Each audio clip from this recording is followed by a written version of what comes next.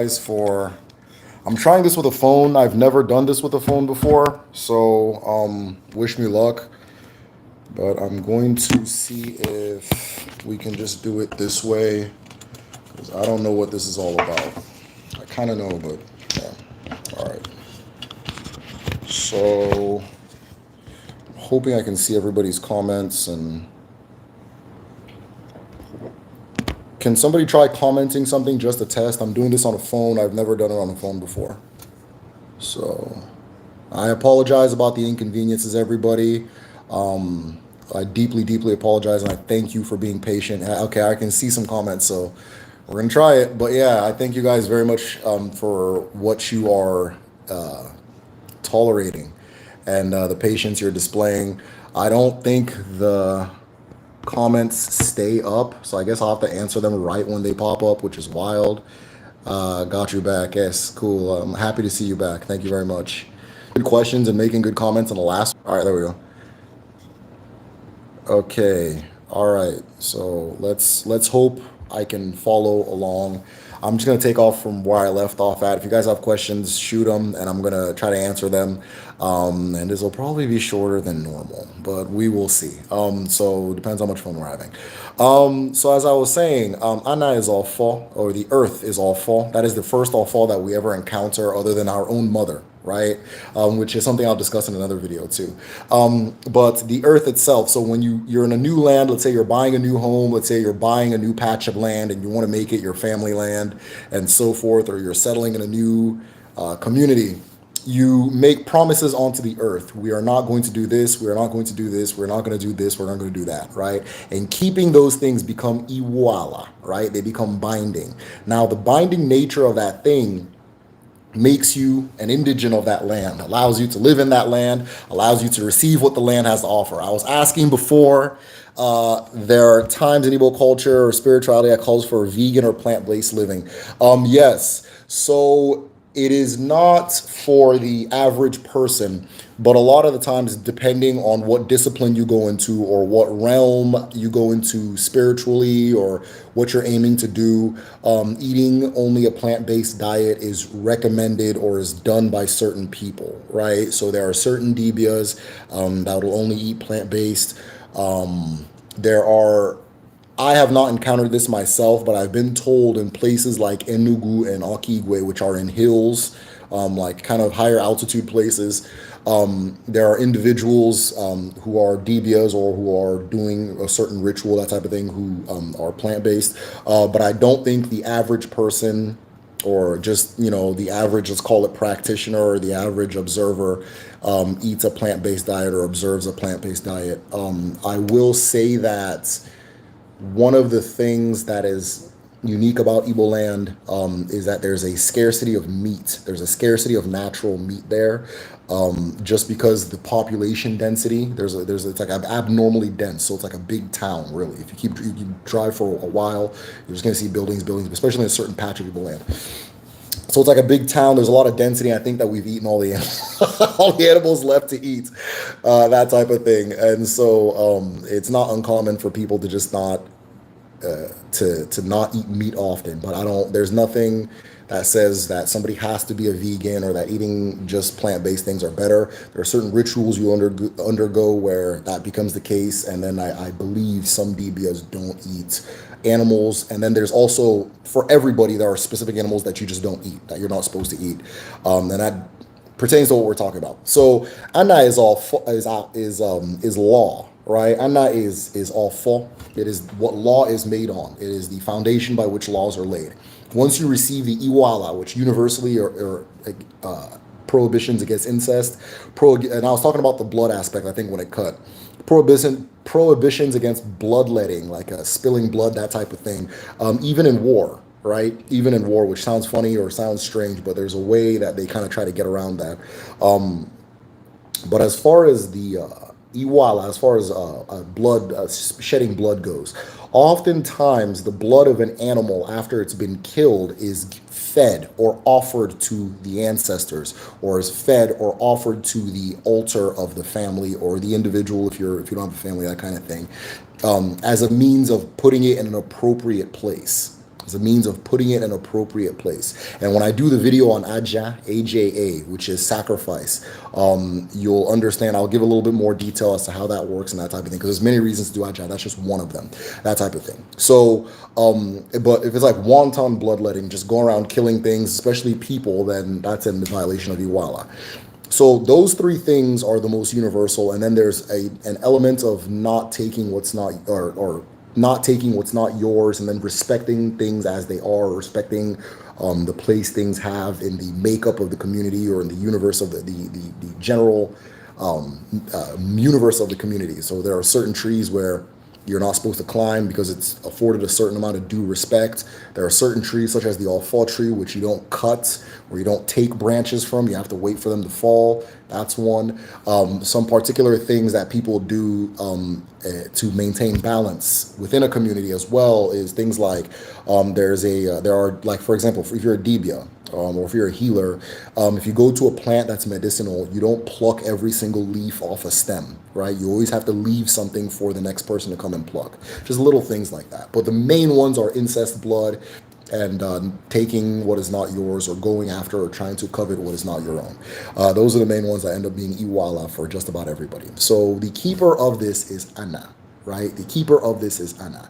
And therefore, the interaction that people have with themselves and the spirituality of their area and of their people is tied together by Ana. She's the primary focus and the primary thing, force that individuals interact with as far as that goes. I see that we got 11 in there. I think we were about like 27 in the last one. So if by chance you know anybody who was in the last one, if you can give them the new link, that would be great. I am using a phone for the first time, so it's not something that I can do you need to get with the modern age and start using phones more often, though. And if you had questions from the previous that I didn't get to because I wasn't answering questions yet, please ask them here, and so forth. So in this moon, this particular moon, Ana is acknowledged because this is usually the harvest moon, right? And in the harvest moon, if it is not the previous moon for your community, it's probably going to be this one right now. I know that Onitsha just started their own. I think it's called, their own is Iwaji, so that kind of thing. They're doing their New Yam Festival at the current moment. And so I thought, right, for us who have built this particular digital community, that we can also have our own New Yam Festival. We can have our own celebration online. And for some time I was thinking, okay, how would we do that? What would it look like? How would it be different from me just coming on and, talking and answering questions and that type of thing? And what I thought of is that we can have a recurring holiday, right? A recurring New Year festival. And we are going to call our own, hold on. How do I do Afa and find out the truth about personal issues without consulting a Dibia? The way you do Afa without consulting a Dibia is learning how to do Afa, which is I guarantee that's not a satisfactory answer. But you don't necessarily need to do Afa to find answers, right? I think Afa helps you get answers quicker. And I think Afa can give you different dimensions to the answers that may already appear. But oftentimes it is said that the Afa is going to ask your chi. Any Abara, or if you go to an Abara that you go to, right, or any Arushi that you go to, is going to ask your chi for the answer before it comes back and tells you the answer, right? So ultimately, right, you having a parcel of the universal mind, which is Agon, you may know the answer already, or you do know. No, I say may. You do know the answer already. One of the things you can do is learning how to listen to your chi a little better. Learning how to listen to your chi, how to hear your chi, because there's a part of you that already knows the answer and has been trying to tell you the answer for a very long time, but maybe you don't trust it, maybe you don't know how to hear it, maybe you didn't know it was even saying anything, or maybe you're not reading the signs that it's giving you as the signs it is giving you, right? Right now, my laptop is giving me signs that I bought the wrong damn charger, and today ain't the day. So I'll muscle through this particular one, but I can respect the causality of everything that's going on. We back, LOL. Yes, thank you for coming back. Anybody who is returning, back I thought G. We'll finish the rest of the OG. Forget those that are not coming back. So yeah. I remember you saying that Agon gets confused sometimes. I feel like that's what happens. There's too many conflicting thoughts. Agon causes a confusion, can cause confusion in an individual, but the Agon itself is not confused. What the problem that human beings often have with their relationship with Agon or their own Agon is they don't know how to hear it, and they haven't sat down and said, all right, I'm listening. So Agon is going to do everything it can to get your attention. And some of what it's going to do is confusion. Some of what it's going to do is mishaps, just all these different things that are going to make you finally sit down and say, okay, what do you want? Right, and that's what it's called. Okay, what do you want ceremony when you're opening the line of communication with Agon. That is the Iru Agon ceremony, right? The working with the Agon, Iru Agon, working with Agon, finally making peace with Agon. So, okay, what is it that you want from me? What have you been trying to communicate? So if talking to a Debia and so forth will help, we have an in-house Debia on Patreon. If you're a patron, message me and I'll connect you. Right now, so I'm working on developing a team of Debia. So I apologize to those. I had two people that were waiting to hear, and I'm fortunate that they said that, that they're willing to wait. I want to form more of a team than have it be on one individual, because right now our in-house Debia is kind of, it's a lot for one person, right? With the way Debia work happens, it's not on command, it is by inspiration. And so it's a lot for one person. So I want to have a lot of options for people. I want to have an is and why. So there are two people that I'm talking to right now. We're trying to get everything on board, and I want to make sure that, they are able to deliver the answers that people are looking for. So if that helps, then cool. Iru, I-R-U, Agon. I-R-U, and then Agon. You got Agon right. So I-R-U, then Agon. But you may not need to go that far. Iru Agon is for somebody, unless this is your calling. Derek, you're oh, thanks, bro. I appreciate it, man. Right now, I feel like I don't know, I'm not feeling too good about how this has been panning out. But it's whatever. So, Iragon, I-R-U-A-G-W-U. But Iragon is usually for individuals that are destined to become Debias, or who have been chosen to become Debias. This is my favorite channel on YouTube. Oh, wow. Thank you so much. Thank you so much. You guys are lifting. You guys are lifting my moi. Because of Mercury in retrograde. Yo, I need to learn. I don't know, and a lot of my patrons have been trying to teach me, but the things that aren't entering my head just don't enter, and that some things enter very easily, some things just ding ding. So I'm trying to learn about the constellations that I don't know how to phrase it, but the ones that a lot of people are more familiar with. It's not something I know too well.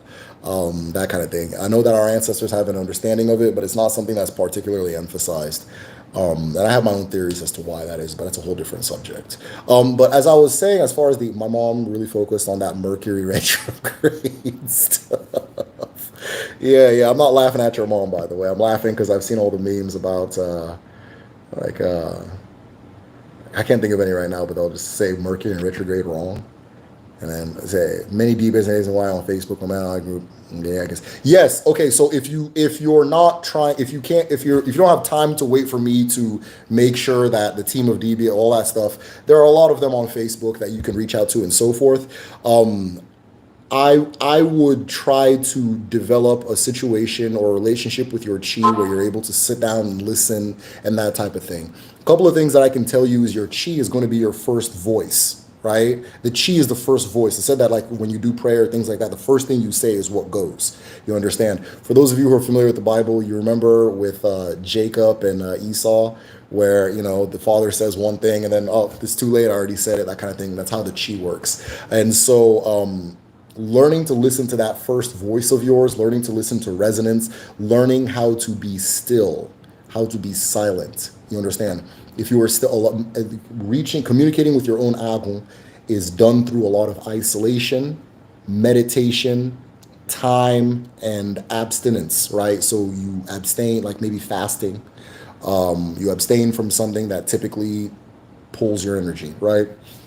And you take those things away, right? And a little bit of isolation, that type of thing. And after some time, you're going to start getting answers, or you're going to start getting clarity, or that first voice, that's your chi, will start speaking more loudly. So there are a lot of DBAs that you can reach out to online. Take time, watch, and see which ones that that you believe what they're doing and you like what they're doing, and then go ahead and go there, that type of thing. And then always, even for our ancestors, it was always wisest to consult multiple DBAs. Hence why I want to have a team, that kind of thing. So as I was saying, with Ana is all for the blood thing. I'm going to talk about the blood thing and blood sacrifice and Iba Aja more on a video on the topic. So if you want to see a topic on AJA, which is sacrifice, then comment, let me know, message me, that type of thing.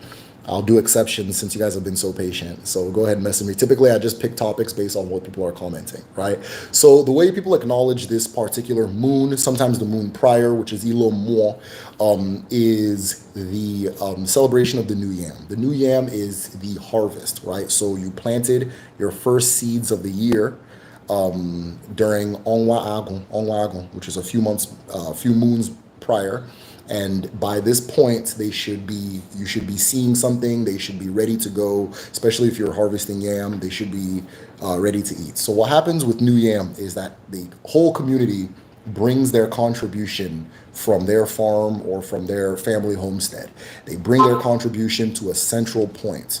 Now, at that central point, the leader of the community, the spiritual leader of the community, or the eldest among the leaders of the community, will do a prayer for the whole of the community. That is the same Aji blessing that I typically do, only they're going to do it better because my Igbo is not the best, so that kind of thing. But it's kind of the same type of the Iwaji that you've already seen me do multiple times. They're going to do that for the whole of the community. And then they're going to cut the first yam, and then from there, the community will feast and celebrate. Everybody will eat for free.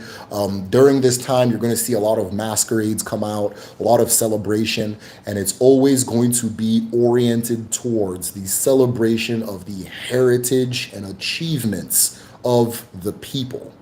The heritage and achievements of the people. So those who have achieved great things within that year are given the awards of their people. The masquerades that symbolize the heritage and the greatness and the accomplishments of their people are brought out, and it is a celebration of the blessings that you have as a people, which is symbolized by the harvest of yam. So that is why I wanted to have a digital New Yam festival, and I wanted it to be called Ntoju, which is growth, or Ntoju Ahianjoku, which is the Ahianjoku is New Yam celebration, kind of in the Sioux area, that kind of thing. So we are doing, our focus is going to be on growth, right? We'll talk about the type of growth that we've achieved. We're going to celebrate the growth we've achieved in this year.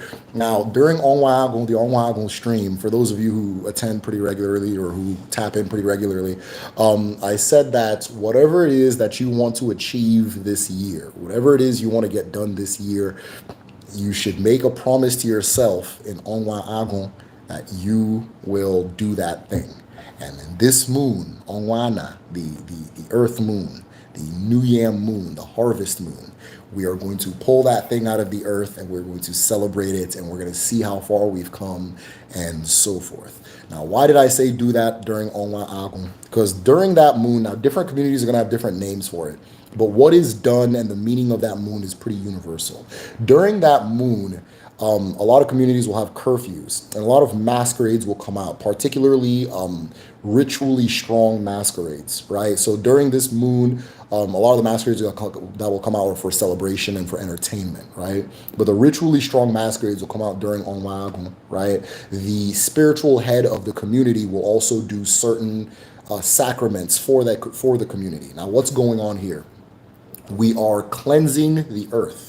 We are cleansing the earth and we are preparing to plant a new seed during Onwa Ana, right? So you're going to have a lot of masquerades that represent that particular thing. You're going to have the abara that are connected to enforcement. Ikwensu is the one example that I used. Amadioha is another one that'll be used. There's going to be a lot of summoning of those particular forces to chase out the things that caused failure in the previous year, right?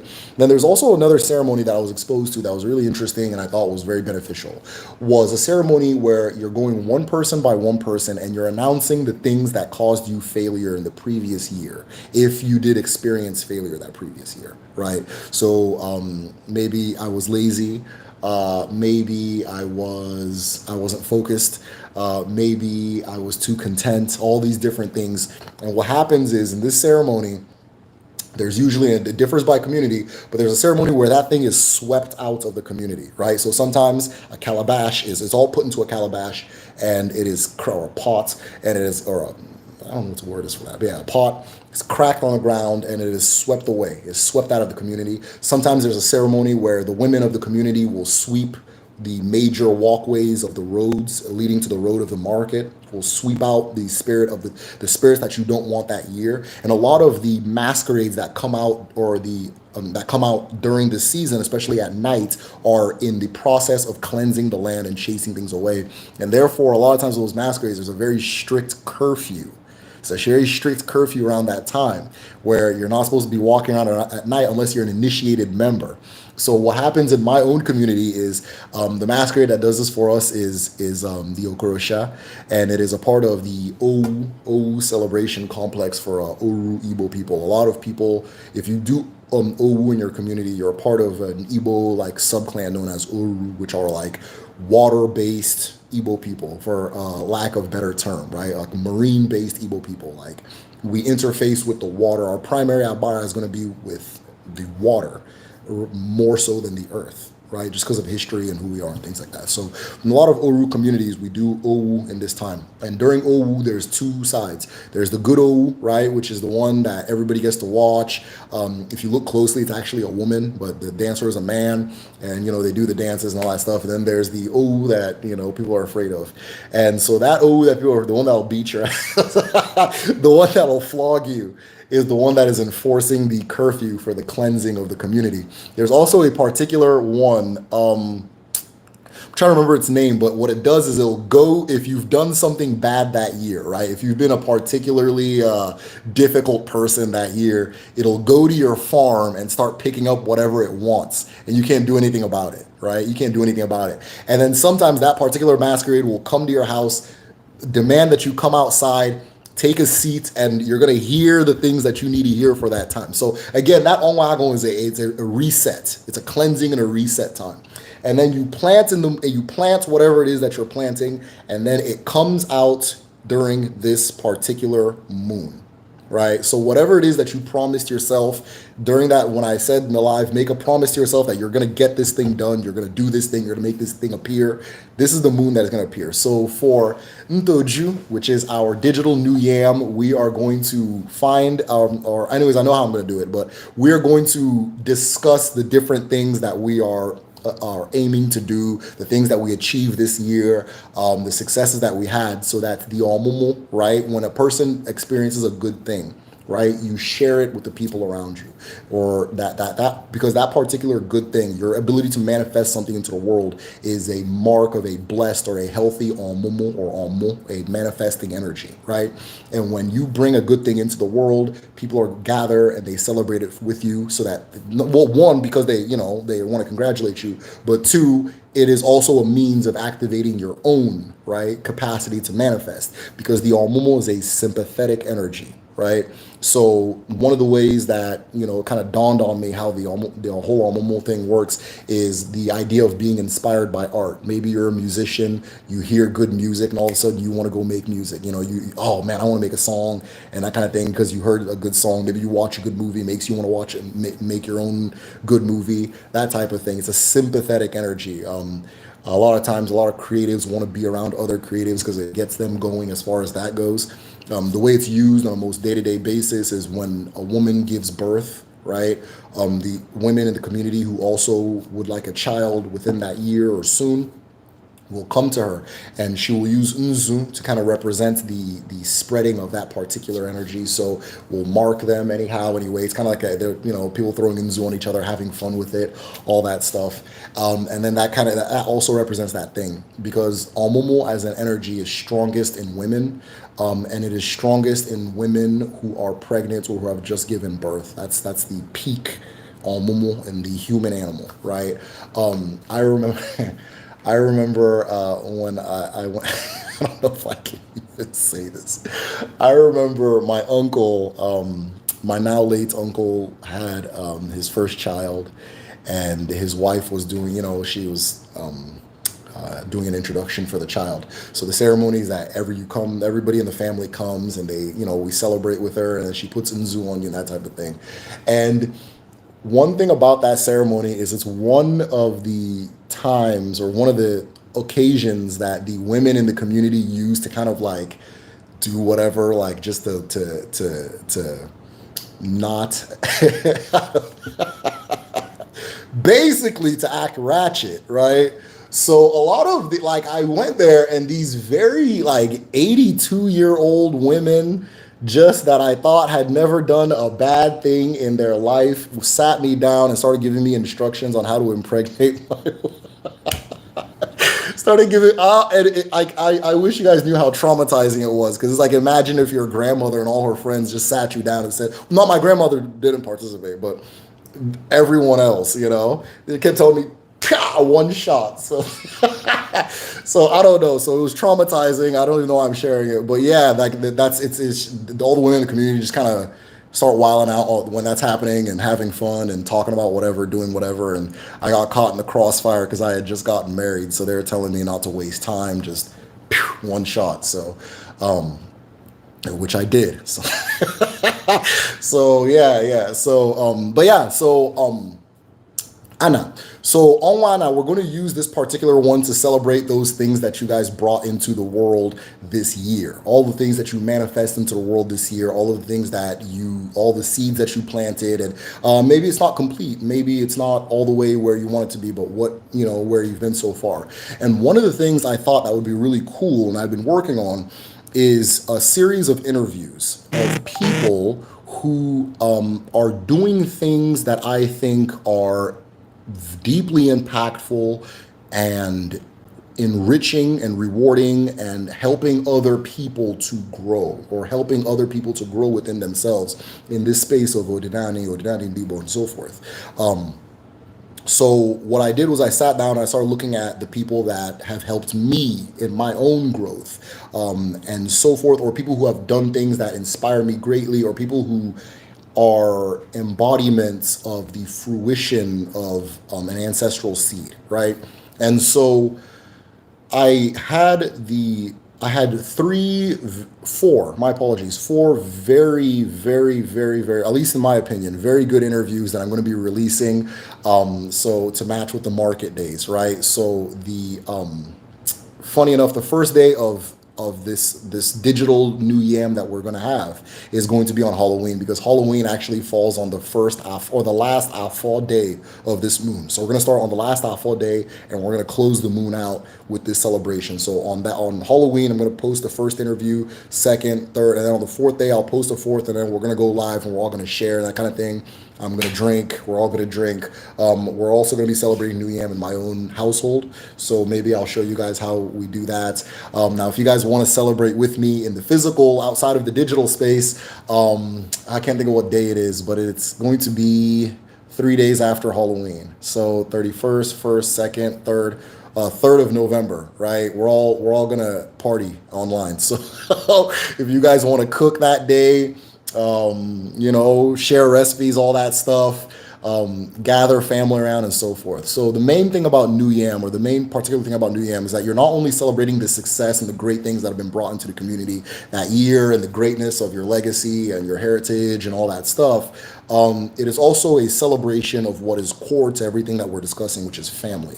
So everybody that you're having New Yam with is family, right? You're going to have New Yam in your village. You understand? You're gonna have New Yam in your ancestral home. You're gonna have. I'm not in my ancestral home, so I'm gonna have it in my household. I'm gonna. I'm gonna try to invite some family members and stuff too. I'm laughing because they're just gonna they're gonna accuse me of being a hotep, so, but I don't care. So I'm gonna invite them. I'm gonna force them to participate too until they stop the foolishness that they're on and get with it, and that kind of thing. So I'm gonna have it here at home. I think a lot of us in diaspora, most of us have never had a New Yam. So I've only been to one. I've never had a New Yam celebration in our lives, and the one I went to, I was so young, I didn't even know it was a New. But I just remember I was like, oh, okay, that makes sense, that kind of thing. So most of us in diaspora have never been to a New Yam. Because usually when we go home, we go in December, and it's not held in December. I'm hoping that by the example of the one in my home, I can help people kind of see how they can do in their own home too. Because there's no reason I'm going to be celebrating Thanksgiving, Columbus Day, and all these other holidays that you folks keep telling me about, and then I'm leaving my own core main tradition on the table, or not celebrating my own main tradition. So we're going to celebrate it together, right? We're all going to celebrate it together. I haven't thought of a name yet. I've had some suggestions, so I'm thinking about them. But I'm seeing what we're doing as a community, right? I'm not just saying that in the sense of like everybody says that, but there is a community here, right? At this point, I talk to some of you guys very regularly. We know each other fairly well. If we weren't community, I wouldn't share so many of the stories I do share. So I see what we're doing as community, right? Because community is not just physical, right? It is also there's a spiritual, there's ideological, there's many different forms of community. So I want us all to celebrate together. It would be cool to see you guys celebrate it physically as well, and so forth at home, But with time, I hope it becomes a more common thing, right? So the thing that I'm going to be discussing for Ntoju, what I've been working on, is I've had this idea for a long time to have an Igbo language school, like a physical school where kids come to and they learn. And I'm not just teaching the language, but we're also teaching customs. We're also teaching traditions. We're encouraging kids, and it's not just going to be for Igbo kids. We're encouraging kids to learn their own personal history, right? One of the things they're going to walk out with is an understanding of self, their own personal, where they come from, who their ancestors are, that type of thing, right? So to have this particular school where they're learning customs, they're learning culture, they're learning the language, and so forth, right? Because traditionally, right, if you watch my video on traditional education, a lot of what we would call education is done by just experience, like being in the village, just the experience you have in the village, right? And elders observing things about you and then moving forward in one direction or another. But a lot of us don't have that experience, or not going to have that experience of being in a village. So I don't want that to be gone. I was kind of inspired by the Vietnamese community, because there's a large Vietnam town here in Houston. And if you'll drive, you'll see like 3-4 Vietnamese tutoring schools just next to each other, right? I'm pretty sure they all have customers. And I'm willing to believe that, be it Nigerians or black people or people with Igbo ancestry or people that just have an interest or an affinity for the things I'm talking about, we are in enough numbers to have something similar. So I wanted to build a physical school, or set up a physical school to do this, to be able to pass on our traditions and educate children, or educate our children in what I believe, and what, if you're sending your kids there too, you believe is important in order to build a whole and connected person and child, that kind of thing. But I don't have build school money, and I'm not trying to I'm not trying to be announcing a school 10 years beforehand like Dr. Umar. So I said, let me scale back and do what I can do, and gradually build from there until we ultimately are able to build these schools in America, and be able to build these schools in the Caribbean and the UK, and of course back home, and so forth. So what I'm going to do, what I've been working on for Ndoju for this particular New Yam harvest is why can't I think? For this particular New Yam harvest is a digital school, right? I'm going to start first with a digital school. I'm wrapping up the website. Hopefully, it'll be ready by the time we're doing our digital New Yam.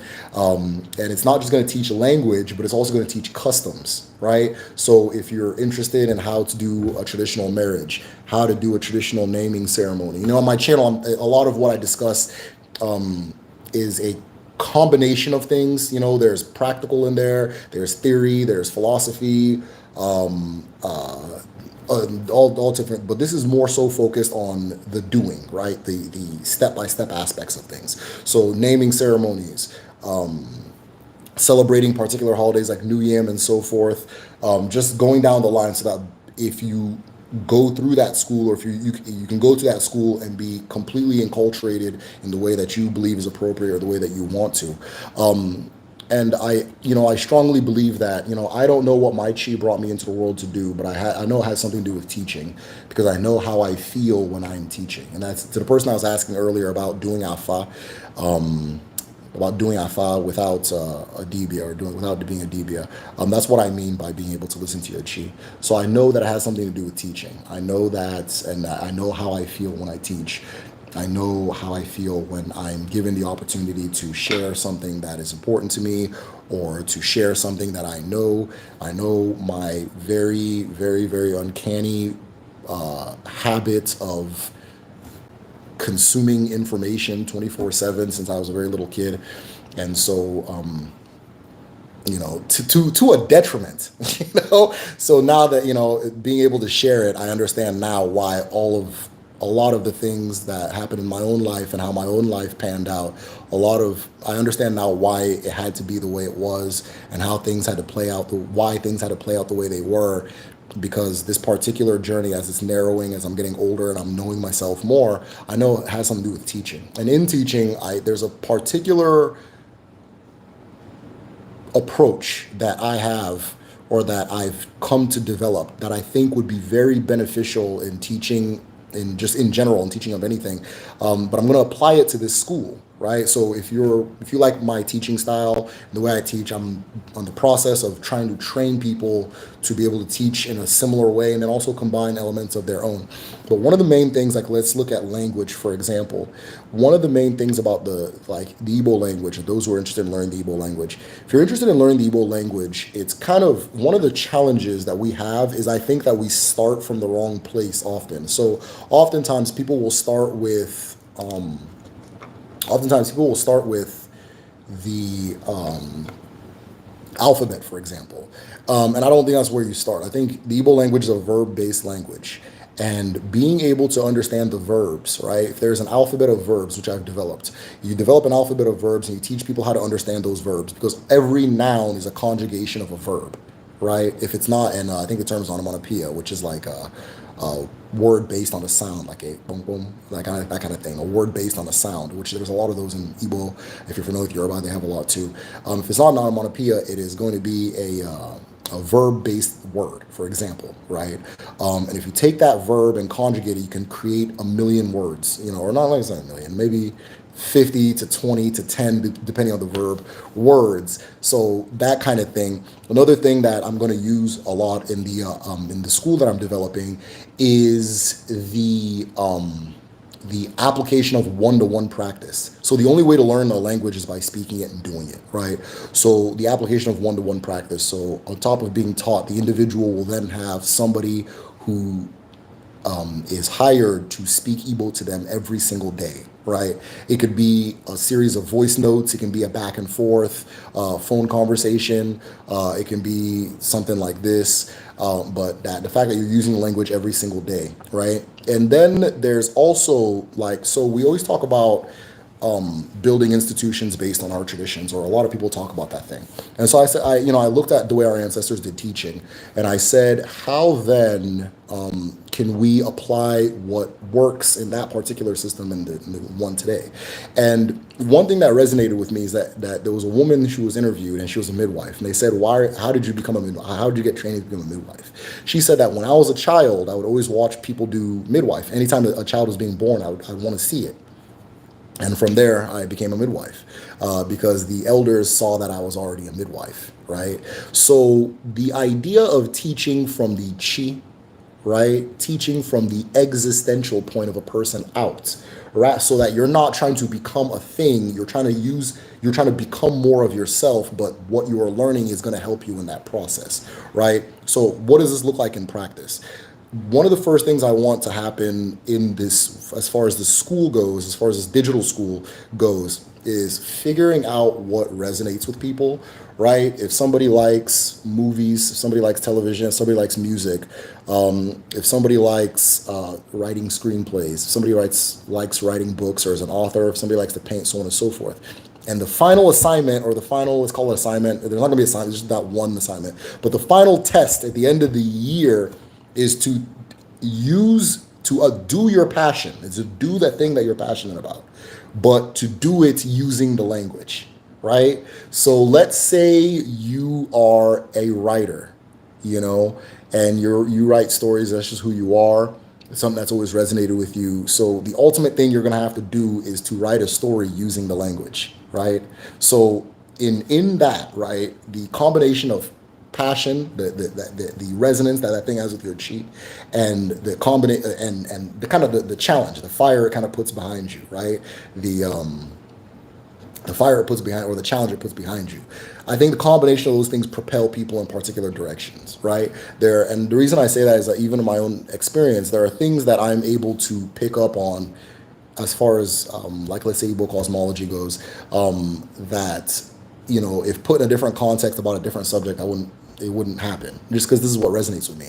So teaching from the point of resonance, right? Seeing what resonates with a person, and then the assignment is going to be ultimately based off you doing that thing you were brought into the world to do, but doing it in this context, right? That kind of thing. So those are just a couple of the things. And of course, as I unveil the school, or bring everything out, you'll then see how it all looks. But that is how I wanted to use the application or the philosophy that our ancestors used to teach, and our ancestral understanding of knowledge, which is it is already within you.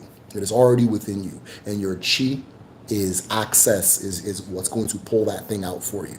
Your chi is the one holding it for you, right? That's that type of thing. So it's already in you. So in understanding what a person is supposed to ultimately do, supposed to ultimately be or feel, or not, I mean, feelings vary from day to day. So let me not say feel, but a person's excellence is already in their essence from birth. One of the people I interviewed, I'm sure some of you guys are familiar with him already. So, I mean, when the interview comes out, you'll see. He said something that really resonated with me. And he says that, one of the differences between African spirituality and like Abrahamic spirituality is the idea, and though some of you have corrected me and said that if you go to the original Christianity, it actually looks more like the African one. So some of you guys did correct me the last time I said this, but one of the things that he pointed out, and I kind of agreed, was the idea of original sin, or being born imperfect and then striving towards perfection. In the African sense, Odinala, and some of the ones you guys are familiar with, you are already born, if you want to use the word perfect, fine, you are already born perfect. You understand? And so perfection, or your best self, is you. And it's oftentimes when you stray away from yourself that you now find yourself unable or out of alignment and that type of thing. So most of what you're going to do with Odinala and Debo is facing yourself.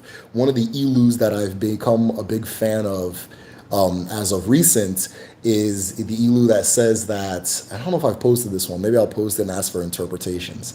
In fact, I'll go ahead and see who can interpret this one. But the ilu says that a person who doesn't know themselves, who doesn't know their self, doesn't know the God they're making promises to. So if anybody has an interpretation of that, let it go. I don't know if you guys have been commenting and I can't see it. Let me click the thing. Live chat, all messages. Oh wow. I've just been talking and talking and talking. And funny enough, you guys, I didn't know you guys were commenting because I couldn't see it. I now hit the right button and everything popped up. So I'm going to go from the tip top. I'm going to go down and see if I missed any question. My apologies. How do you spell? I think I already answered the Iragon, I-R-U, then Agon. You got the Agon right. Mercury in retrograde. Yes, I already read that one. Oh, how does the chi and agon relate to id and ego? Man, that is a good question.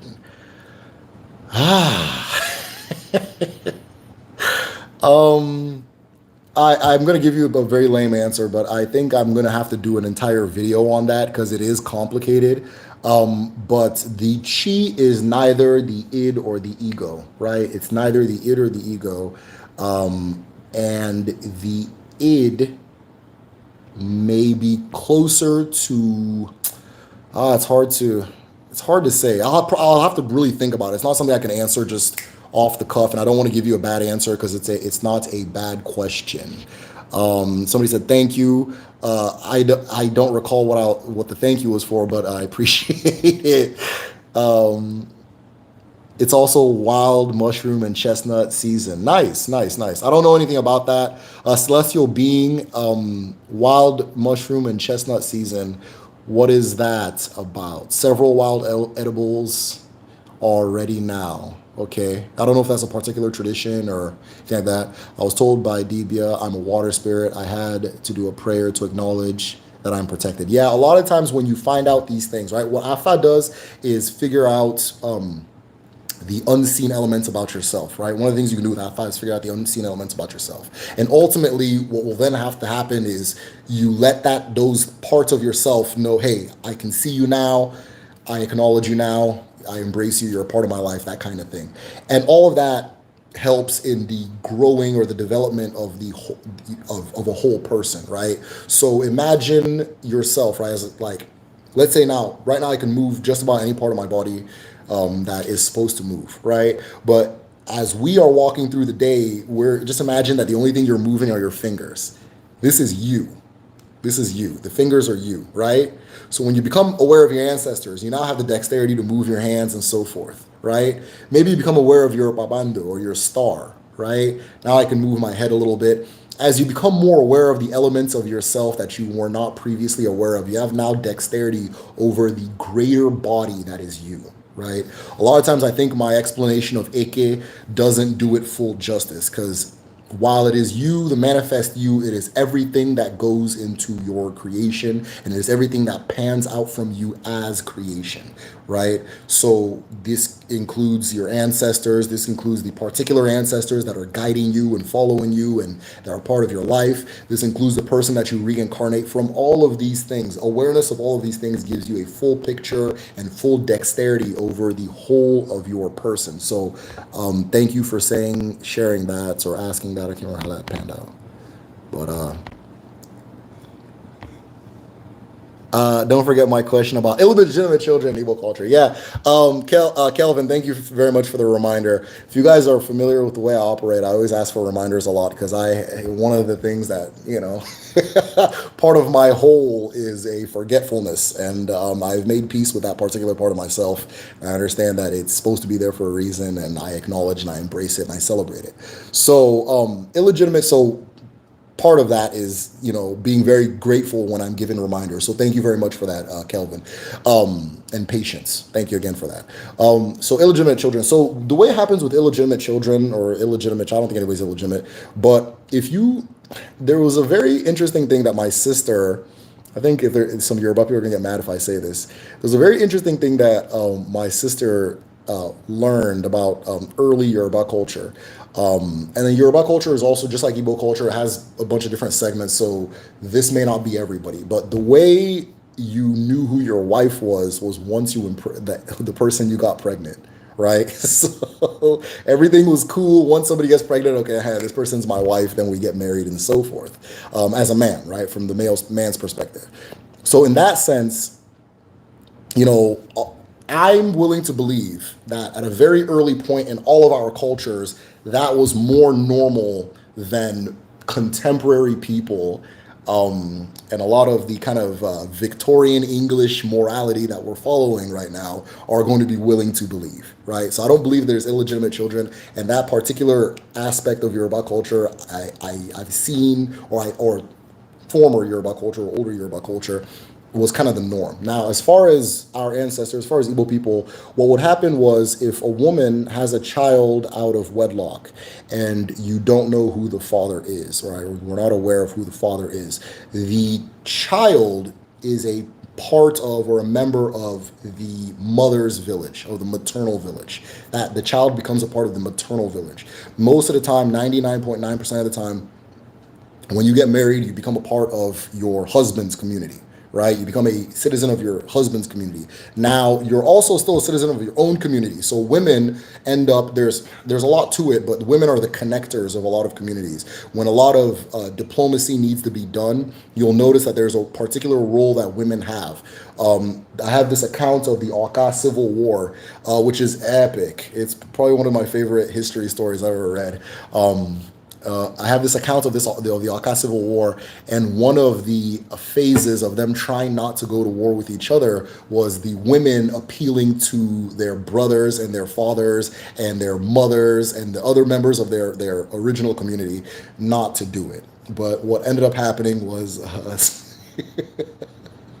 the old men kind of, not the old, it wasn't the young men or the old men, the young men, because the old men were trying to hold peace.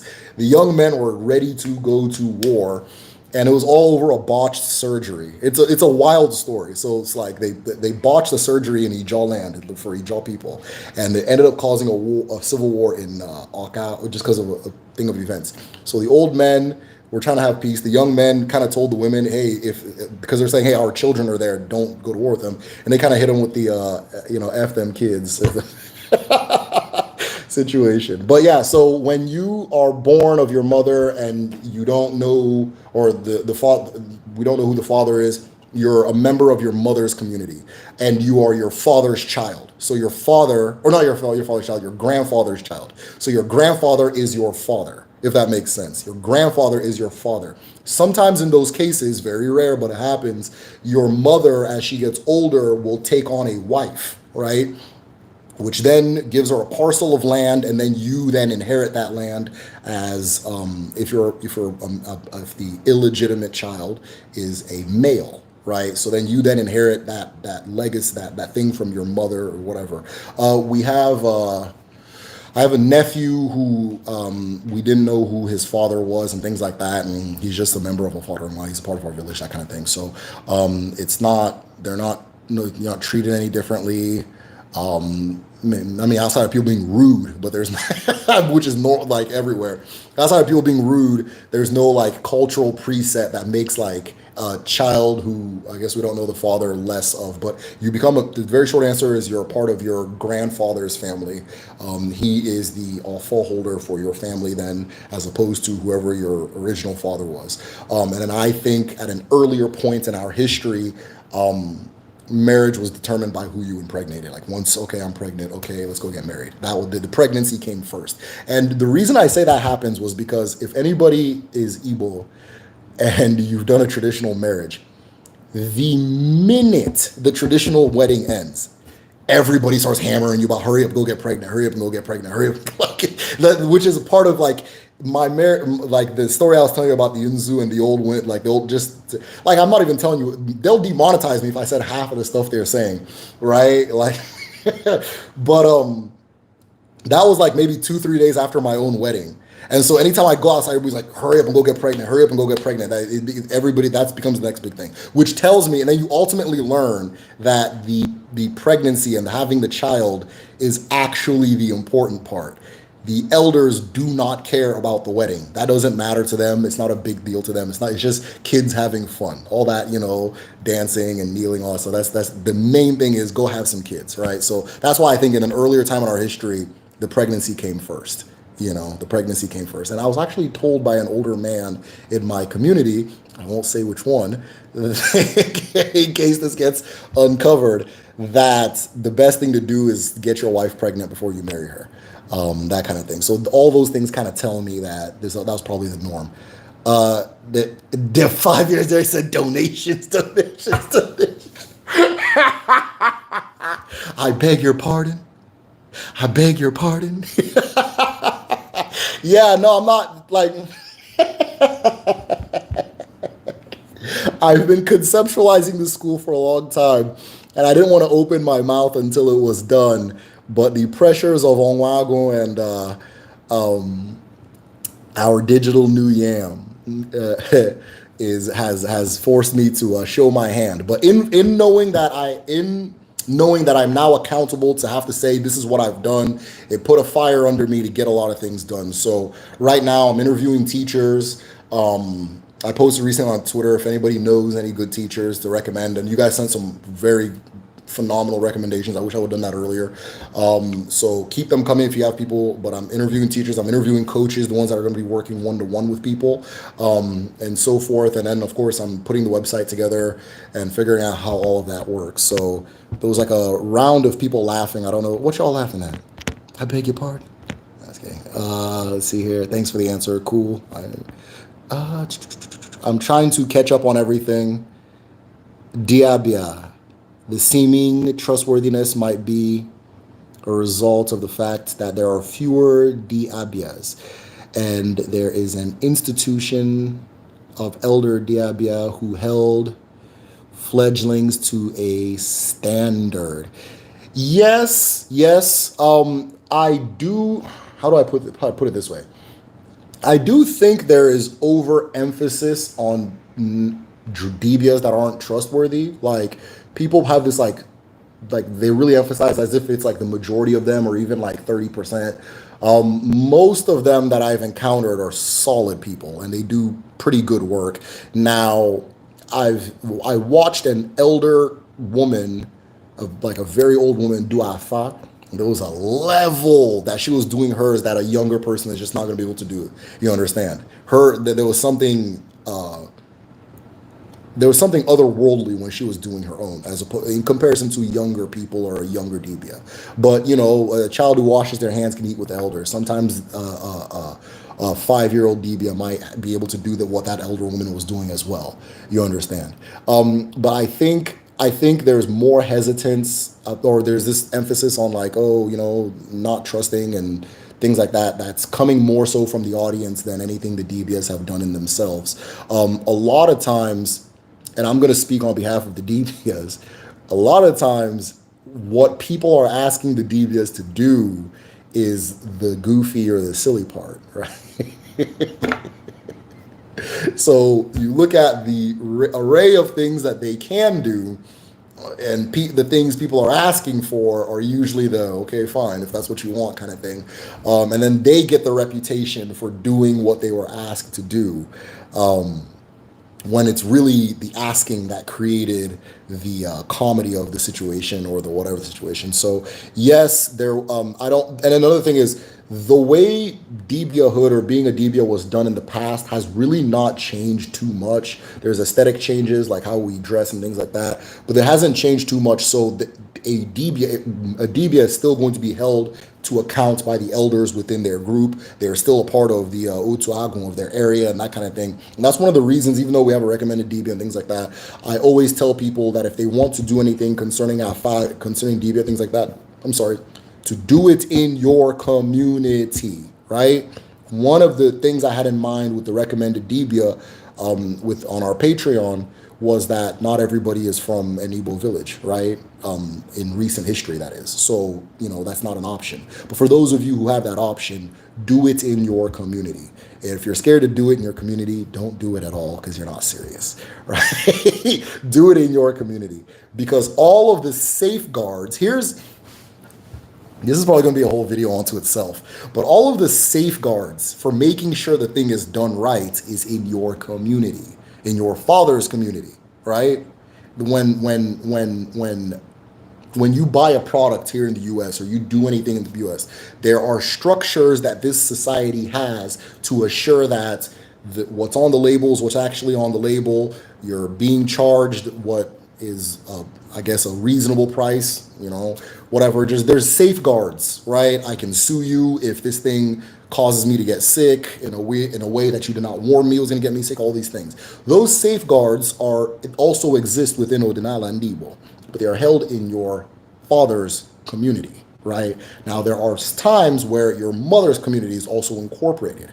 One of the examples: somebody wants to become a dibia, they would have to go to the Agon of their maternal home, right? Which is the Agon shrine of the maternal home. I've said this many different times, but Agon spreads maternally. It can spread from the father's side, but the way it was explained to me, if your mother has Agon, or if the people on your mother's side have Agon, then all of the children have Agon. If your father does, you may or may not, right? And then you'll have to just see how your life pans out in order to know. But if your mother does, you have, it's just what it is. You're a Dibia already. You may not know, that kind of thing. Or if the person that resurrected you is a Dibia, then you have the same thing. But you're going to go to your maternal one, right?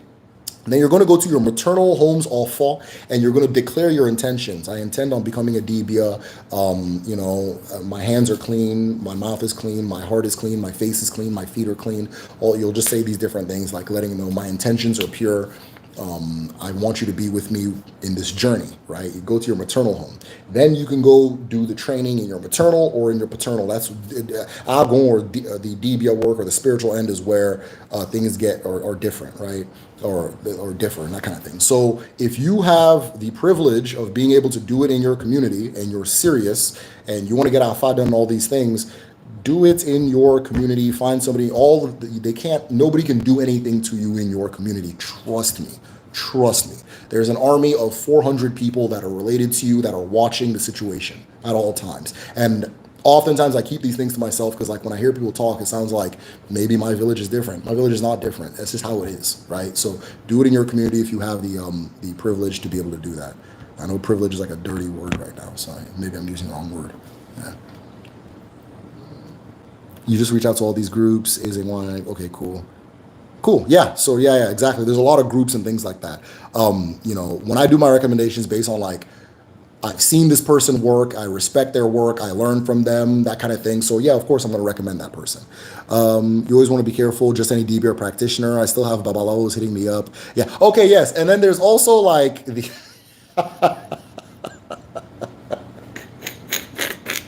Okay, so let me not say that. Okay, 'cause earlier I said that most DBAs are legitimate, but those people sending you messages aren't DBAs, and they're not babalaos, and they're not anything like that. They're just a kid on the internet just doing. That's not an actual DBA, right? That's why the digital space gets kind of tricky, because if you're in the physical space, you can walk to where this person does their work, and you'll see their agon, you'll see the all they use, you'll say, okay, this person's a Dibia. But anybody can post a picture of like an old Yoruba man holding some money, and then all of a sudden, oh, maybe. And I say Yoruba because the Igbo ones are coming. They haven't caught on yet, but as I'm sure as this channel grows, that more and more of them will come.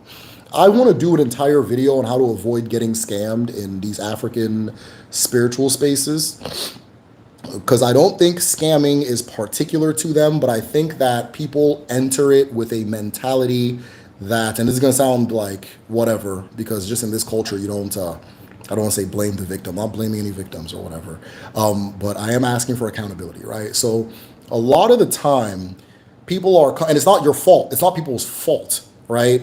So when you're coming into African spirituality, there's an idea. Usually we're all acculturated. Most of us are acculturated in the Abrahamic kind of Christian type of thing, right? So we see things in terms of religions. And when people say that this is not a religion, it's a very serious statement. It's not just a way of saying, oh, we're different, right? Or ours is special. It's not a religion, right? So you're thinking, okay, if I want to become Christian, I'm going to go to the pastor or the priest and get baptized and that kind of thing, because that person is the holder of this Christian knowledge and legacy and is my access to XYZ, right? So somebody says, okay, I don't want to do that anymore. It doesn't resonate with me. It's not who I am. And they let go of Christianity and they come into the African space, but they're still framing things that way. So then the Dibia becomes the main, becomes more important than a Dibia has ever been in any time of our history, right? A lot of Dibias are gonna get mad at me for saying this, right? The Dibia is not the central point of African spirituality in any culture or anything like that. That is not the main person, right? When decisions are made in the community, it's not the Dibia that makes the decisions. That's not the main person. A Dibia, for context, is a doctor. A Dibia is a scientist or a doctor. So you are going to this person because you have a specific problem you want to solve.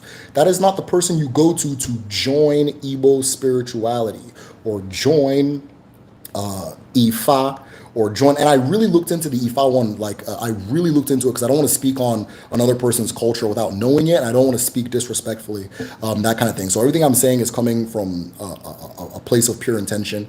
And those who want to receive it that way will. Those who don't want to will not. But know that the way you receive it is not based off what my own intention. I know my intention, right? So a lot of, like, I looked into the initiation thing in Ifa, and I heard the same thing over and over and over. I asked people in here in the West, and I asked people at home, or who have exposure to home. They consistently say that, yeah, I don't know anybody who's initiated. I don't know anybody who's initiated, right? And so I was like, so how does that happen? Or like, I don't understand what the initiations are. I think it's an American thing. That's what I keep hearing. I don't know what that initiation thing is. I think it's an American thing, and that kind of thing. And there might be a history as to why that was more important. But I think it is a result of, and this is going to happen. I'm bringing up the Yoruba one because our own is coming next. Trust me. So it becomes, when you then think that the Dibia is the main person and I'm joining the Dibia, the Dibia is going to lead me into this thing, and that's the pastor, right? A lot of people are getting initiated to become Dibias and Babalawos. It's not just like you're being like, how can you initiate somebody into being Yoruba if your ancestors are Yoruba, right? Like, well, that doesn't even make any sense. How can you get it? You're going to initiate me to become a father, right? You're going to initiate me into my ancestry. That doesn't make any sense. You understand? So and then there's a lot of people who will then come and try to take advantage of that situation. But those people are not Babalaos. They're just like, oh, okay, Americans are very rich and they're willing to believe this thing and that kind of thing. I had somebody fight me because I wouldn't tell them how to do an initiation. They thought I was trying to gatekeep. So there are no initiations in Igbo spirituality. You don't join it. It's not something you join. You understand. If it's an ancestral thing for you, you're already there, right? And if anything, it is a means of understanding the universe, community, and self. It's understanding, right? So a Dibia, if you're going to go to a Dibia, don't go to a Dibia or a Babalawo because you want to join something. Unless you want to become a Dibia or a Babalawo, which is like, even for our ancestors, 0.1% of the population, right? They're doctors. I don't learn how to be American by sitting at a doctor's office and getting initiated by the doctor. The doctor's not the one that's going to do my citizenship work if I'm joining American culture, right? That kind of thing. So I don't know where the hell that tangent came from, but I hope you guys enjoyed it. Let me see if I can pop this back up and see what people are commenting. I'll do a whole video on that. But I think that carrying the religious mentality into it is leaving people vulnerable when they don't need to be, right? Is leaving the key point, the key focus is family, your family. Everything you're going to do spiritually is going to be with the family. It's not going to be with a Dibia, right? A Dibia is a problem solver, right? A problem. I can't have kids. What's going on? I want to have a kid. I'm having relationship issues. Everything I try keeps failing, and I've tried multiple times, right? It's a last resort. It's a last resort. Anything concerning praying and all that stuff is done within the family. The person that holds the all-fall in the family, which is the prayer leader of the family, is a family member, is the patron of the family, right? So I hope that was beneficial. I'll structure it better and do a full video on this particular topic because I see it in other spaces. Those people messaging you are not Babalawos. So when I say that most Babalawos are actually doing their work and they're very serious people, I really mean it. I mean it. And I say the same thing as Dibias too, but the people messaging you are not Babalawos and Dibias. They just know Americans want to get initiated, which is unfortunate. So I'm giving people a heads up. Just leave that stuff alone, that kind of thing. I have one from Onicha for my reading. You see one in Atlanta, somebody's clapping, homegirl healer. Igbo language school is necessary, cool. Donations. My little cousin needs Derek's school. Thank you very much for that. One of the things I did to kind of dip my feet into it was I created some things to help teach my son, for myself, right? And the thing is, I felt, why should I be the person that teaches somebody Igbo when my own Igbo is not the best, right? And I kind of learned what the issues I had with my own Igbo is it's like rustiness and an accent, right? So, okay, within the school, we need to focus on pronunciation as well.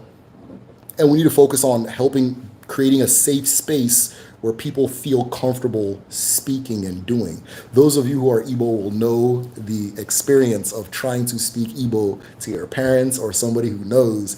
They're not teachers, so they're just gonna start laughing or just doing something reckless. Then after that, you get a little discouraged, right? So the next time you speak, start speaking with hesitation or that kind of thing, and so forth. So part of it is building the confidence necessary to speak the language, right? Owning it, owning the language, that kind of thing. And that's something that has helped me, and I have a lot of room to grow, but I learned that that was actually the missing ingredient and so forth. So yeah, but also I think I'm going to start with adults, then move to kids. But yeah, Chimoge, I appreciate that. I think the school will be a lot of fun. Greetings. When I was a child, 5 years old, there was a dance yes, of my dad would do and laugh. They say agon, agon, agon. Do you know what it means? Yeah. Uh, Agon is associated with your gifts, right? It's associated with your gift, and it's like it's what you tap into when transcendentally. So, like, let's say you're a really good dancer. You'll hear people say that Agon, Agon, or hey, Nwake Wabara, hey, Nwake Wagon, that kind of thing, right? So they'll say that you are a spirit or you're Agon, that kind of thing, because it's Agon's associated. If Agon brought you into the world to be a boxer and you're boxing in a way that looks spiritual, right? They'll say Agon, Agon, that kind of thing. It is very similar to the Arabic Allah, Allah, Allah, Allah, Allah, which the Spanish turned into ole, ole, when the time of the Moors. That's what ole, ole, ole, ole, ole. That's what I learned, what I was taught, and did not verify, but I think it's true, is that came from saying Allah, Allah, Allah, and that I see God or I see something transcendental in what you're doing, and is associated with the Sufi branch of Islam. If you don't know yourself, then okay, cool. Ikenga Nation says if you don't know yourself, then you don't know the God you're making promises to. Wow. Okay, yeah, man, that one hits deep. Derek trying to set off Ugaka.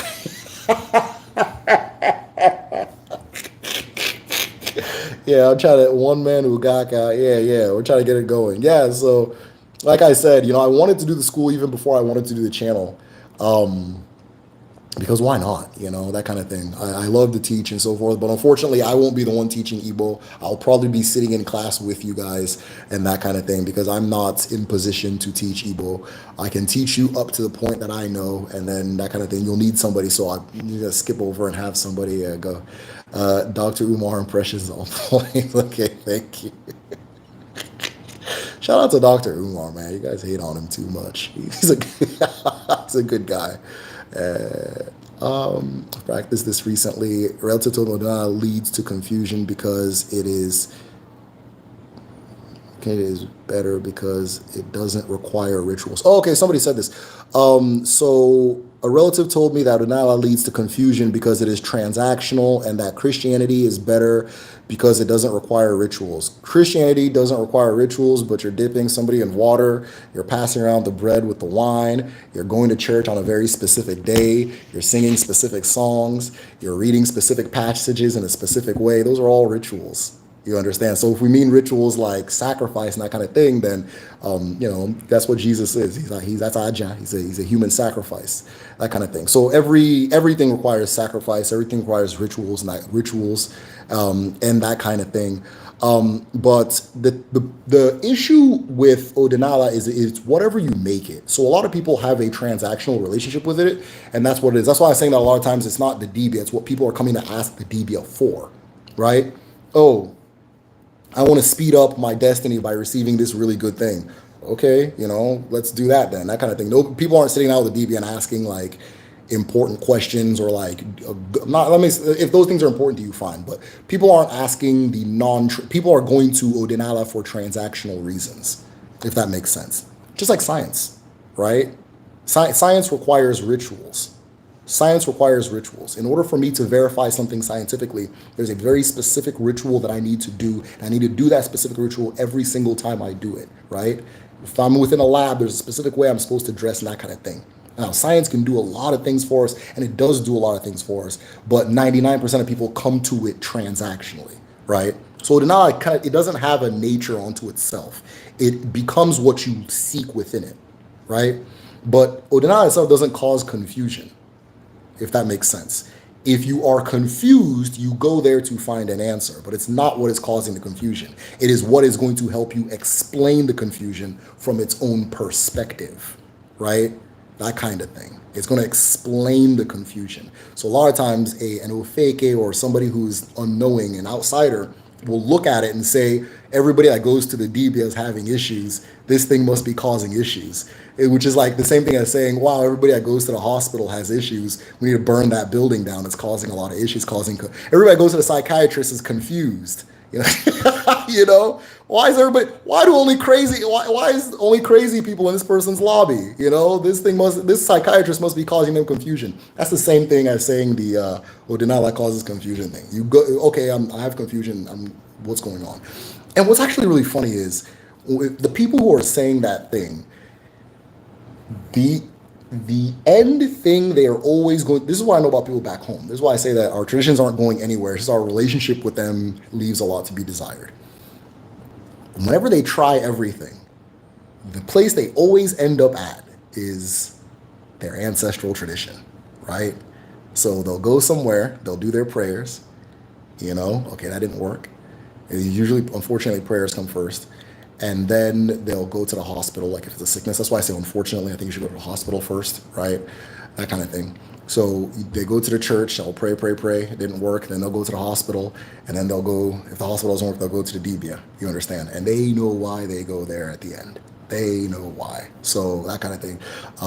So yeah, when people say that thing, it doesn't make it's like looking at a psychiatrist, the lobby of a psychiatry office or a psychiatric hospital, and be like, well, everybody here is crazy. Psychiatry causes madness. That doesn't make any sense. Your relative isn't Catholic. Clearly your relative isn't Catholic. They think Christianity doesn't need rituals. Right. I walk in somewhere, I'm eating ritualized flesh and blood every day. Every Sunday. He is a devout Catholic, very smart with good intentions. Can't fully explain his criticisms of Nala here. I would love to talk to somebody, Yeah, transactional is the way he used. Yeah, I think people are transactional with it. Like I myself, for example, I don't believe in, or I don't do. It doesn't matter what I believe in. I don't do like let's say a ritual to make something good happen to me, right? I don't do any of that kind of thing because I believe everything I've seen, everything I've learned, everything I've experienced teaches me that all of the things that are going to happen in my life are going to happen at an appropriate time. They're going to happen the way they're supposed to happen. It is up to me to accept them rather than to control them, right? And I can just do my best and allow the universe to do its own part, and things will ultimately end up where my chi designed for me to be, right? Now, I don't think that's transactional. And most people, when you encounter these things and you're learning, you don't even have to go to my channel. Go anywhere else and learn that kind of thing. That's ultimately where you end up being as well. It's ultimately where you end up seeing as well, right? But if somebody skips all of that and keeps going to a dibia so that they can get tickets to come to America, faster or whatever, then that's what they're going to get out of it. And I think that. Of course, I'm going to say my perspective is better. That's why I came from it, or that's why I chose it. But I think that it's what you choose. It's how you approach it. It's a science. My parents often laugh when I had to speak Igbo. It's annoying. So, yeah, I don't, yeah, I think that one of the issues with learning Igbo is that once you learn it, then what, because oftentimes as you're learning, it's speaking to the people that speak is not always going to be the best idea. So one of the things I emphasize on in that school is to assure that people are confident in speaking, right? And people, okay, somebody wants to giggle, who cares? That kind of thing. And I find a lot of that stuff is like, it's just because they know it's you. Because when I'm in my village and I speak Igbo, they'll go, Americana, yeah, that kind of thing. But if I go to where I'm anonymous, speak the exact same Igbo, nobody flinches. Right? Nobody flinches. If it's anonymous, fine. You know what I mean? And I'll stumble here and there, but I can't have somebody who with a fat tongue or that stutters sitting there telling me I'm not saying things right. Your Igbo is perfect, but you're also mispronouncing things too, just because how you speak. I agree. I like Dr. Umar. Yeah, Dr. Umar is a good man. We like to laugh and say XYZ, but he's a good man. And he has good intentions, and he says a lot of smart stuff. It's always good to see the good in people. It's not that kind of thing. So, but we're all black, so we like to laugh. So, Derek, the words you are using are wrong. Derek, the words you are using are wrong. Odinala has nature, but people can translate it in a way for a specific purpose. What do you mean by that? Okay, okay, then tell me the nature of Odinala. Somebody was mind blown by something. I don't know what it was. Me tries to speak Igbo. Igbo, don't break your tongue. Okay. Anyways, guys, I think I'm gonna wrap it up. This person, I can't pronounce their name, but is saying that Odinala has a nature, but people translate in a way for a specific purpose. I would like them to explain what that nature is or how that contradicts with what I just said. You understand? So Odinala is what you make it. It's what you make it, right? Let's look at water, right? If I want to drink water, water becomes a drink. If I want to live in water, water becomes a home. If I want to die, water becomes a means, a tool of suicide, let's call it, right? If I want to sail, water becomes a part of my vehicle or a propellant, right? But ultimately, water is water. So what I approach water for is what water becomes for me, right? And that's Odinala. If somebody says that there's a link between the earth and the woman, right? There's a link between earth, Ana, and woman, right? There's no particular nature to that statement, right? It's an observation. Now, whatever I want to do with that observation becomes up to me and ultimately defines what that thing means to me. But everything I'm saying is an observation, right? So the nature is within you. And it's not just with Odinala, it's in more things than we believe or that we're ready to believe. The nature that the world reflects to us is actually the nature that we're reflecting onto the world, right? And that is why I say that Odinala is what you end up making it. You understand? Now, ultimately, it'll give you a set of perspectives that'll cause you to see things or give you access to seeing things in a particular way, right? But you don't have to see it that way, right? And if you don't end up seeing it that way, that's your own chi. Awesome. Derek also mentions subjectivity. Cool. What does it mean to be born on Uriye? Today is Uriye Day, I believe. Today is Uriye. So shout out to everybody that was born on Uriye. Uriye is water. Uriye is miri. Uriye is associated with nemiri. Uriye is associated with cleansing, purification, cleaning, that type of thing. Uriye is also associated with creativity and fun and being able to enjoy and receive good things and so forth. So Uriye, there's a lot to Uriye.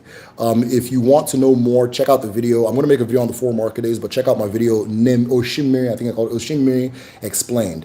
Goes into explaining Uriye and that specific nature and so forth. Yes, what water can be used for, Omenala. What water is, Odinala. Yeah, we're not saying anything different, so I don't know how you detected a difference between what you're trying to say and what I'm saying. If you were born on AK Day, does that mean a life of a lot of challenges? No. AK is a great day. AK is a blessed day. AK is a day of rest for women in the community, and it is a holy day. It is the Sabbath. Or let me not use that word before somebody goes too far with it. But if we were to say that there is a holy day, AK is the senior of the 4 days. So that doesn't mean a life of challenges or anything like that. Challenges come in all 4 days, blessings come with all 4 days, and that kind of thing. So it doesn't align perfectly like that. What forms of sex outside of marriage are deemed acceptable by our ancestors?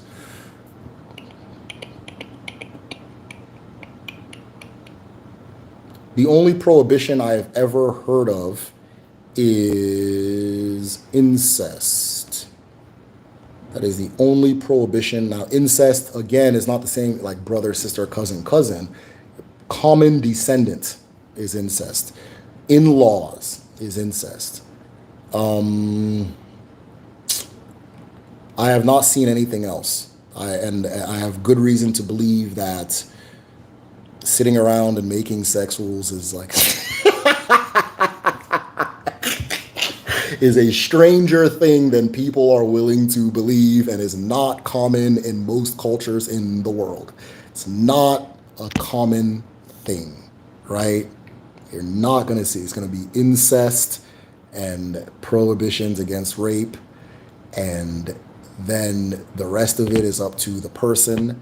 This is literally every culture except the Abrahamic religions. So those are hard questions for me to answer. I mean, the specific word you use, that I don't know what you're talking about. So please save this live. Yeah, I hope. Yeah, it's gonna save automatically, I believe. It's going to automatically save. So that'll be good. But yeah, I think I'm gonna wrap things up. I don't know if anybody had last questions, last words. Let's see what we got. I apologize for the inconveniences prior with the thing cutting. There's some things on my end that I can fix to make it better, so hopefully we won't have that issue anymore. I thank you greatly. I cherish your presence. I thank you for being here and allowing me an opportunity to do what my chi brought me into the world to do. You guys are blessing me far more than I'm blessing you, trust me. So I really appreciate you guys being here. I appreciate you guys, your patience, and I appreciate you guys for contributing and asking questions and sharing. Since we all know humans descend from one woman, does Allah now consider all relationships incest? Oh man, that's a confusing ass question. No, not all relationships are incest. If you know that woman's name, then yes, then maybe you're in trouble. Um,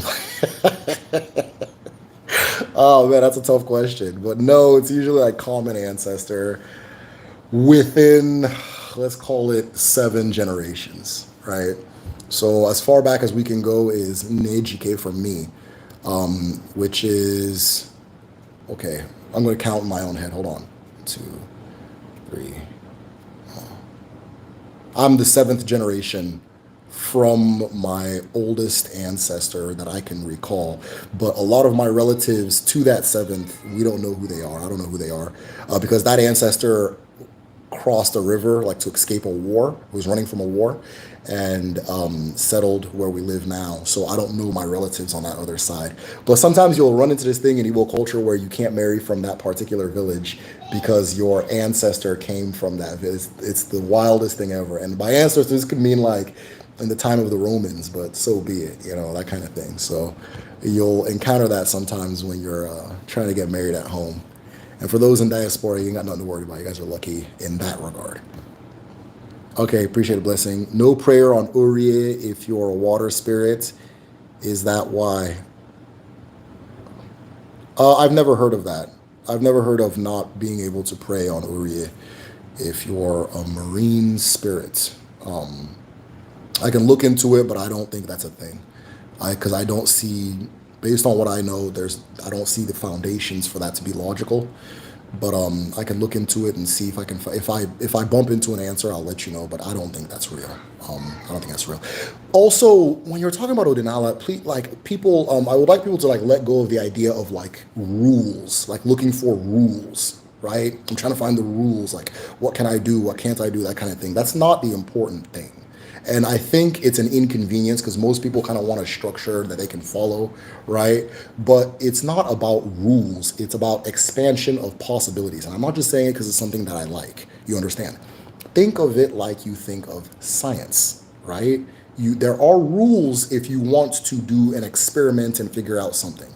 There are rules for what is considered a hypothesis and a theory.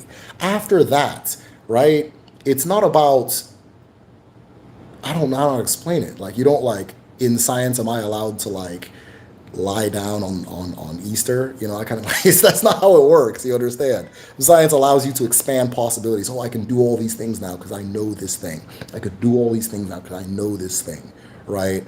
Anything pertaining to rules is going to be is secular. It's human to human, right? And then there's Iwala, which is not secular, right? Those are holy covenants or holy laws, right?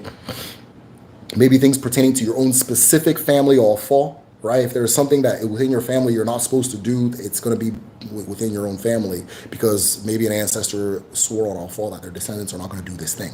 But all those things are like, I'm not going to kill a python, I'm not going to climb an all fall tree, those things. But so like all these things about like how many times do I need to pray? That's not what it is. You collect this knowledge and you apply it in the way that it works and resonates with you. Now that doesn't mean go around doing whatever, but if you want to do whatever, you're not in violation of Avoidance Ana. You understand? You're just being maybe a jerk or inconsiderate person or something like that. I think we should call Avoidance Ana other, I guess, spiritual sciences in English. Yes, I do want to call them spiritual science, but there's somehow it sounds pretentious. And it would invite the wrong type of energy. But yes, they are spiritual sciences, right? They are spiritual sciences. What you choose to do with the spiritual science is what is called omenala. That is often translated as culture. You can also translate it as religion. Religion is ritual. The person that said the ritual thing, the word religion means ritual. You know, that kind of thing. You know, so. Or no, I think it's my bad. I think it's religion is like something that binds a group of people together, something that holds a group of people together. So my apologies. Maybe I'm wrong, or maybe I'm somewhere. Somehow that thought makes sense. So maybe I'll go back to it later. But yeah, just this the whole am I supposed to do this? Am I supposed to do that? Because and then it goes back to that like people just saying fake stuff. You now open up this thing where you're asking somebody to control you, right? So you're asking me all of these rules, like what are these rules, what are these rules? If I had other intentions, I can put you in a pretty bad place throwing rules on your head and making stuff up that doesn't make any sense, right? But this is an explanation of the world. So there are people who have never heard of Avoidance Ana who have a wonderful life, right? Now they're doing things that you can explain within Avoidance Ana, like, oh, okay, that's what that thing is, right? Mike Tyson is a phenomenal boxer. But the ritual he underwent during training is identical to the Ekwensu ritual for warriors, right? That kind of thing. He's not, I don't know, he's a very wise and he surprises people with his wisdom because people associate him with his strength. But with that part, he's never heard, but he's doing the thing. Now, Avoidance Ana will explain to you that's what that is. It's not going to say do that thing.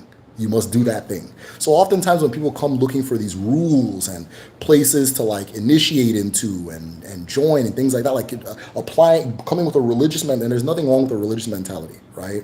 But if you come with a religious mentality to a non-religious space if you come with a religious mentality into a mosque, there's already a structure there to make sure that it is accommodated and it's kept well and there's checks and balances and it's safe and that kind of thing. You may get taken advantage of, and it happens, but it's not going to. There's going to be boundaries between how much that can happen, right? So the imam is going to have X amount of control over your life, but not unless you just whatever. Then it can be total, right? Within the church, especially the older churches, there's going to be if you come with that religious mentality, it's going to work there, that kind of thing. If you're coming into a science with a religious mentality, you're not going to get the benefit of the science, and you're not going to get the benefit of the religion, right? If you're looking for structure. You're looking for a way to, someone to tell you this is this, and that. You don't go to sciences to learn the structure of how you should behave, right? You go to sciences to know what is or what you can verify or what you can prove. And then you can make decisions on how you behave. You figure out that this type of food has this type of effect. I'm not going to eat that anymore. That's Avoidance Ana. That's all it is, right? That's Avoidance Ana. Our ancestors said, don't cut down these trees. People started cutting down these trees, and then the villages, and anybody who's been home can quote me on this, started cracking wide open, right? Started cracking wide open, and our ancestors specifically said, if you cut down these trees, the earth will swallow you, right? And so people, okay, whatever, they start cutting it down. Now, it's not by law, it's not a law, don't cut down. Your ancestors saw something, observed something, and said, don't do this thing. Then you went and did it, and erosion started happening because we live in a particular part of the world that is prone to erosion, right? Those types of things. You don't have to follow it, but if you don't, then it's on you, that kind of thing. So, yeah, thank you very much for that. Thank you for this live, love everyone. I think Cynthia said something funny. Maybe I missed it. That's exactly what I said to my relative. I told him I see it as spiritual science. He says it's a pseudoscience. I'd love to talk to your relative. That's really funny. LOL, I just need to deepen my studies so I can properly explain these things to him. Sure. You know inside you what you want to say, and maybe the words aren't there yet, and that kind of thing. Maybe I'm misguessing. People might conflate initiation into a belief system with initiation to a secret society that shares those beliefs. Thank you very much. Initiating to a belief is believing something, right? Okay, if I believe that the sun is hot, I've initiated into that belief system, you know. Now, oftentimes, if you ask people, there are initiations at home, right? There are initiations at home, but you're initiating to very specific things for very specific reasons. Just like here in the United States, I can get initiated into the CIA. I can get initiated into a new place of work by filling out the application and doing the training and all that stuff. But it doesn't mean in order for me to be a human being in America, I have to join the CIA, right? I have to join the Freemasons. I have to join the boys. You don't have to. If there's something about that specific facet of our culture in America that you like, you can go do that. But it's not once I discover that I'm a black man in America, I got to go get initiated somewhere. That doesn't make any sense. Pythons eat rodents too. Yeah, there's a lot. All of these things. You let go of them, then all of a sudden things start falling apart. Like, oh, oops, oops, oops, oops, oops, and you go back. That kind of thing. He didn't get what I meant. Religion. Okay. Pythons eat rodents. To get English, you need to bring back the head of a foot. That's wild, man. Are you a Fed? How do you know that? I beg your pardon. My village in Abbey Estates is such a mess. So much work to do. Yeah. And, people will swear that we're advancing. There's a video. Before I take off, I'm going to say this, and this probably will make more sense to people at home or who have been home than those who haven't gone. But there's a video that was taken by some like a British kind of a propaganda kind of effort to show that the colonial effort is going great. And the video, I think it's Daylight in Udi, right? And in the video, there's a scene where a young man, I want to say a young man or a young woman, I can't remember, is teaching the community the alphabet, the English or the Greco-Roman alphabet, right? And it's teaching them the Greco-Roman alphabet. And you look at the crowd, there are titled men, there are little girls, there are elder women, there are little boys, there are babies, and they're all sitting together in whatchamacallit. They're all sitting together like kind of equally, and they're all learning equally from this child. Now, go home in 2021, right? And try to have that type of demographic sit together peacefully for one effort, for a single effort, right? All of a sudden it becomes, how can this person, how can you have these children here? They have to go over there. The men are going to sit in the front. We're going to have the high seats. We're going to be the ones in the front. How can a woman be sitting here? It's going to be this thing. But then all these people making up these rules and all these things, they're going to tell you it's the culture. That, oh, this is our culture. But then there's a video of their grandparents not doing what they're doing, right? So when you run into these things, again, when you're into these little rules, you're opening yourself for somebody to, you're just opening your head for somebody to fill it with nonsense. So be careful with those things. And a lot of what people think this is not what it is. So yeah, love the energy. Cool. I appreciate it if that's what you're talking about. Christian initiation is baptism, right?